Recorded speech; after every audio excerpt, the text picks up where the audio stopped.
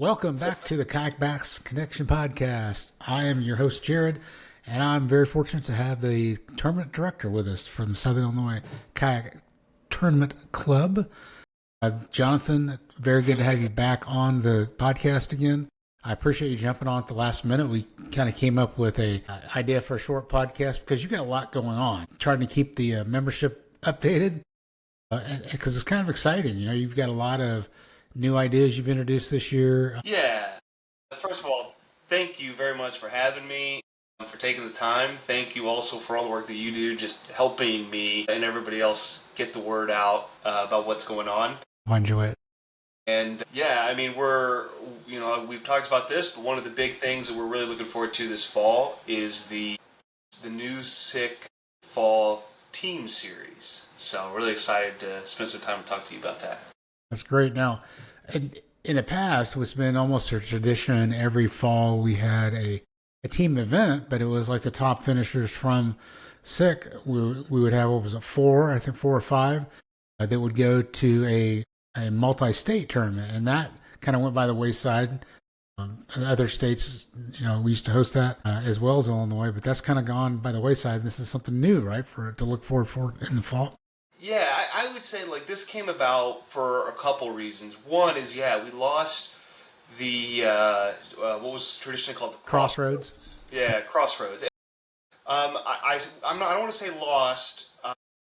In fact, over the last couple weeks, and I don't like to speak too much ahead of myself, but there are some conversations going around with, I think, some of the tournament directors from around the region. And so I'm optimistic that maybe 2027 we might see something come back around in regards to Crossroads. That'd be awesome, yeah. Yeah, so, and the other thing that does happen in Missouri every year, they also hold the All-American Classic, which is another team format event. Also, historically, there's been like a KBT event, a kayak bass team trail, and I know there was several teams in SIKC that did that trail last year, and I think if there's something that we're trying to sort of mimic with our fall team series, it's sort of that idea. It was like small teams of around 3 to 4 persons that can work together in a single day format to come up with the best limit for the day. So we want to try to kind of get to that. I think we can do it inside the club. Doing this, as we'll talk about some of the details here, this is really sort of a trial run. Yeah. We'll talk about maybe what some of the plans are for, if things go well this fall, how this will sort of advance a little bit. Okay, so this is going to be a team event, limited number of teams, right? So let's talk about the numbers right now. Yeah, so let's just go over some the basics of the format. First of all, we're looking at 3-person teams with one alternate or sub. So if you have somebody that can't make it for a tournament, you can name your alternate in advance and have that alternate show up and substitute. So as we look at the schedule, if you know there's days, try to coordinate which 3 are going to make it. Good. It's going to be single day format, and it's going to be the top 10 fish, with each angler being able to submit a maximum of 5 fish to the team total. So even if you have 2 people out of your 3 plus alternate that can't make it, you can still field a full bag with only 2 anglers that are there. That format, I think, also kind of helps mitigate some of the concerns about one angler dominating a team or dominating the whole series, because only half their fish can count towards the any one angler's fish can count towards the full total. We're going to try to get 4 events in. Now we know rain kind of comes back in the fall and the weather can kind of cool off, but we're hoping we're going to get 4 full events in the months of September, October, and November. And so that's sort of the base thing. We're only going to accept 6 teams this year. The reason we're only going to do 6 is it keeps us below the 20 angler threshold for having to go. I wondered about that. Okay, so that makes sense. Yes. And so it kind of lowers the cost, allows us to focus more of the money that's involved in this towards, trophies and trying to get as much to payouts as possible. Because I think when it comes to team events, one of the biggest kind of feedbacks that I think people have talked about with the other team series out there is just, it seems like you pay these big upfront team fees, and that team fee goes to like half of it ends up going to a national pot that most of the teams don't ever have an opportunity. Nobody sees, right? That's participating. So we really want to try to get as much money back to the winning teams as possible. So with that in mind, we are going to keep 10%. That's to pay for the insurance for the events. Still want to make sure we get our liabilities covered. Yeah. And then the rest of that 10% will hopefully go towards the new team of the year TOY trophy that we'll have, which will probably be like a pass around trophy.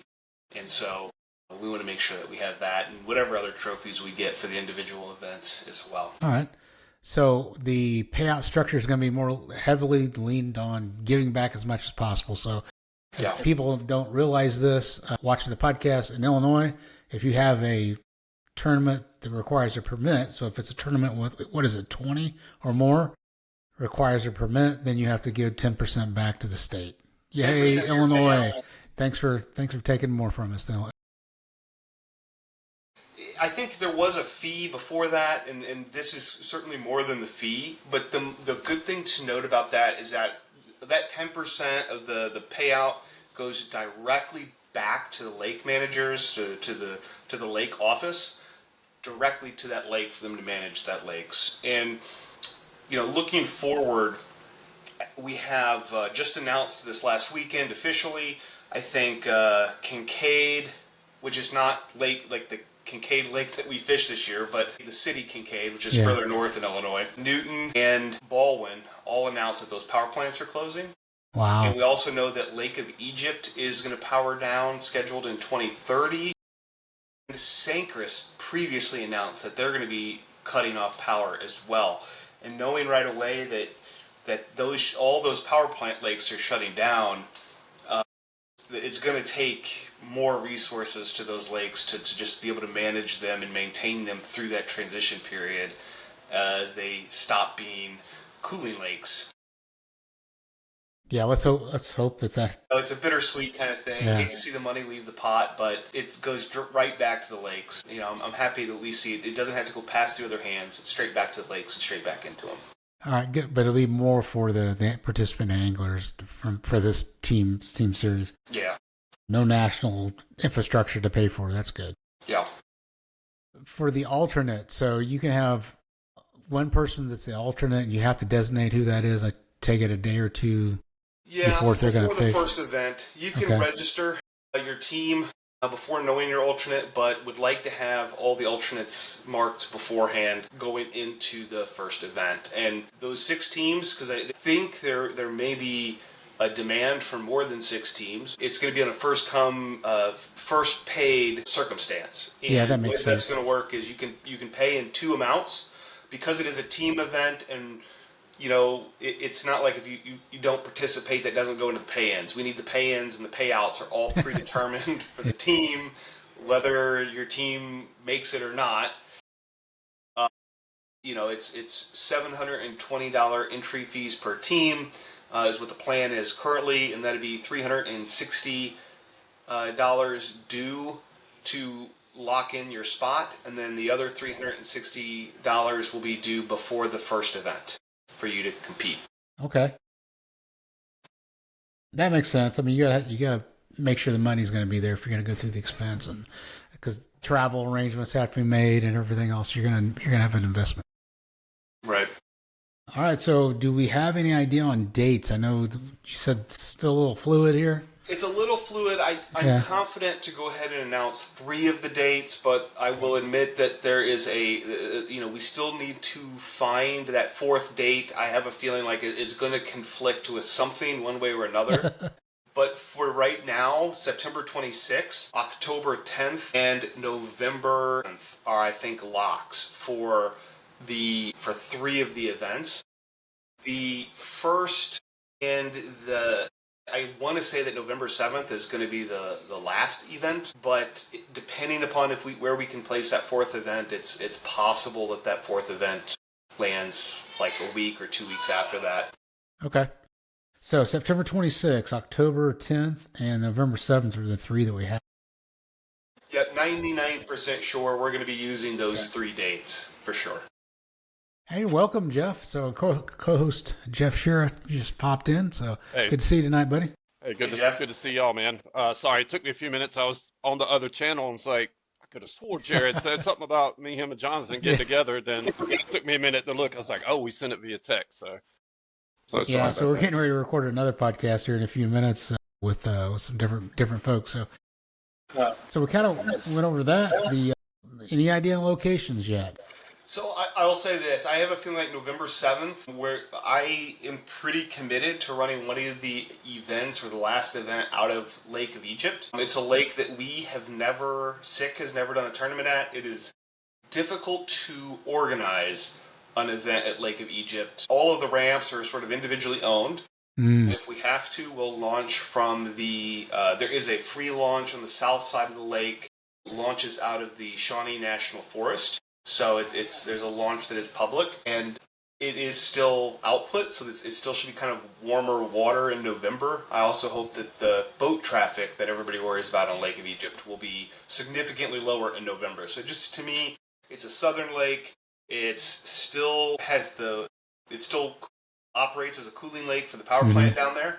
And so I think it should still set up really nice in early November with warm water, low boat traffic, and all that kind of stuff. So that's one lake I'll announce. And then I'll say my goal is that the other 3 lakes will be kind of what I call our main lakes for the normal SIKC event, which is Cedar, Newton, and St. Chris. Those are the ones I kind of consider our main lakes, so our big fish lakes. All right, so that's comforting. So at least, there's going to be probably one new body of water we're going to fish that many people haven't fished before, but the rest, you're going to know those bodies a little bit if you've been to the tournament trail.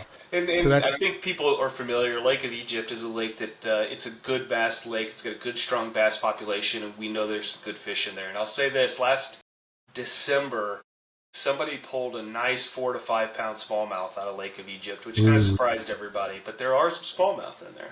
Huh. That is awesome. Jeff, do you have any questions? No. What you refresh what the deadlines are for team entries and everything like that? Yeah, I think I'm committed to the deadlines that are currently kind of posted, which is we're going to open up registration on August 1st, and there will be there's already a page devoted to the fall team series on the SIKC website, which is SIKCfishing.org. And then you look for 2026 season. There's a drop down from there. It says Fall Team Series. From there will be a link for team registration, form to fill out. And then again, however many teams fill out the form, but the first 6 teams to pay the initial $360 fees will be the first 6 teams, or the 6 teams that we take. Okay. You've already got quite a bit of information that's on the website. By the way, the new website design is really cool. Yeah, did a good job with that, Jonathan. Thank you. Yes, great.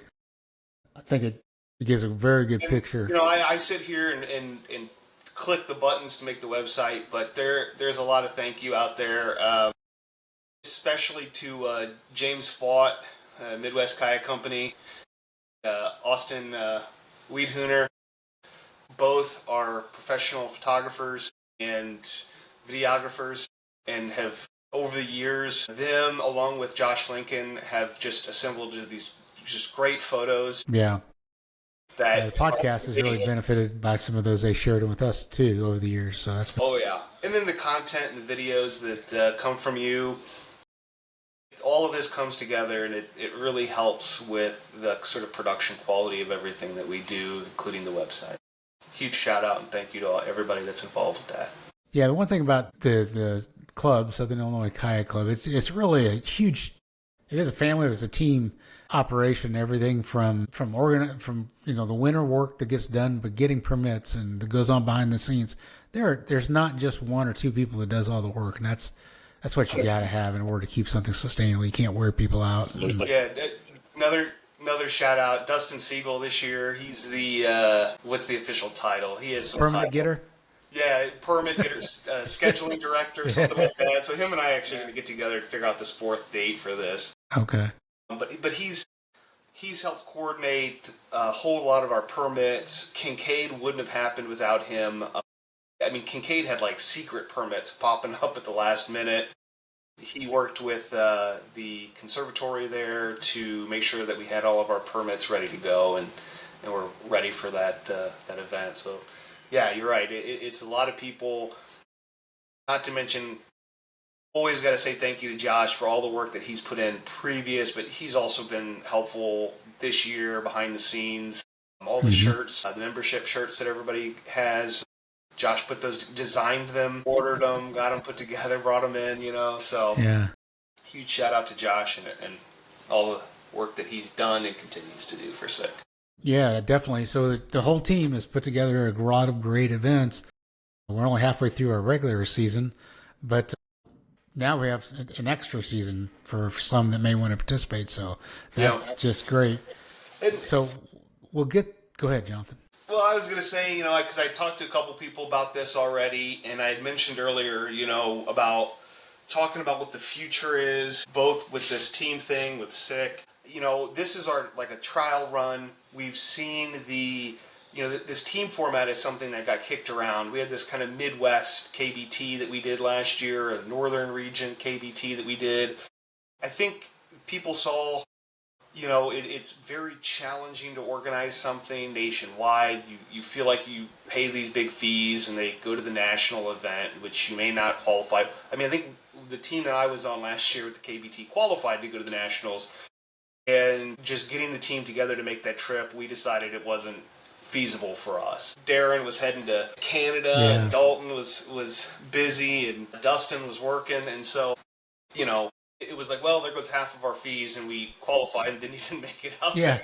Congratulations. Keeping this local, we think is just a great thing. We had a blast doing the KBT. I mean, if you haven't done a team format, like getting on the phone and being like, hey, like this is what's happening here, like what's happening there, what do you have? And then there's strategy that's involved because you want to make sure you get your 10 fish limit. And so if you know that people are putting up fish and they're not quality fish, you can change your strategy and be like, well, my goal today is to get to 20, to get our team's kicker fish. Yeah. And like the ability to sort of like have that freedom in a team event that you may not have when you're in an individual event, to kind of sacrifice the fact that I don't need to get 5 fish necessarily. I just need to get maybe 2 big fish is like a really cool aspect to this. Not to mention, learned more about fishing from these team events, I think, than I have from anything else. Because you might talk to people afterwards, what they caught them on, like the ability to like the emphasis on communicating during the event in real time, and then being able to go out there and maybe change what you're doing, and then that whole conversation aspect to it is I think really cool and something that's missed a lot of times in individual events. So I know I'm really looking forward to this. I really look forward to the team events that we've done in the past. I was really fortunate to be able to do Crossroads in 2023, I think, when we hosted it and won at Cedar Lake. SIK took home the trophy that year. Big win. Yeah, and it was a lot of fun. I mean, just an incredible amount of fun. Yeah, and that's one thing pretty consistent. Like last year, we interviewed a lot of people that were part of that team series, and man, they were saying, "Man, we got to do this again." This was just a blast. Yeah. So we're doing this trial run, but long term, I think I see this as being something that we will run. If successful, if this is something that people really like, that we will run in the future alongside of our normal individual events. So not necessarily alongside on the same day, but something that will run throughout the year. So I look at this as something that will expand if it's successful from 4 fall events to being a summer-long event that may start in May and run 5 or 6 events throughout the year, going into maybe October. Yeah. And giving people just another reason. And I know maybe there's a little bit of tournament fatigue with all the tournament trails that are out there, but I have always found that the team series is something that just sort of reinvigorates or is just a refreshing refrain from that individual tournament fishing grind. So I think there's room for it. I'm looking forward to it, and I hope that this fall is successful so that we can kind of continue to expand on this going into 2027. Yeah. That's exciting. Yes. Yeah, I know. I want to put together a team for the podcast. So if anybody that's a SIKC member is interested, reach out to me. Now, we're probably going to publish this podcast about July 1st. If there's any updates, those will be on the website, right? Yep, website. And I try to push anything major on. If it's major, I try to do those email pushes. So just to remind people, while the season's been going on, I haven't been doing quite as many email pushes, but occasionally, if something is big, important, like whenever we open this up on August 1st for registering, I'm sure I'll send out an email blast to everybody. Yeah. And then on the usually whatever ends up as a message for the club either lands on the page or in the membership group. Yeah. So also you have to be a SIKC member, right? Yep. So do we have them? If someone hasn't fished any other tournaments, they want to get involved in the team tournament, is there memberships available? There are still memberships available, and as our bylaws indicate, as of July 1st, which technically I've already implemented this because there's no reason, since we've already fished our June event, there's no benefit to signing up early, but memberships went down to 75% in June and are now down to 50%. As new members that join, essentially we know that they can't really qualify for AOI or ROI or any of the season-long trophies, so we prorated our memberships for those months specifically for that reason. That's awesome. It encourages people that are maybe new to the sport to jump in when there's only a few tournaments left. I think we've had 2 new members, sign up since the price drop. So we'll have some new faces to show up in the tournaments for the rest of the season. Outstanding. So we all look forward to this new format. And again, go to the website if you have any more questions. And what is the website again, Jonathan? SIKCfishing.org. SIKFishing.org. All right. Thank you very much, gentlemen. And we'll see you on the water. Yep. Take care, guys. Good to see you. Thanks again.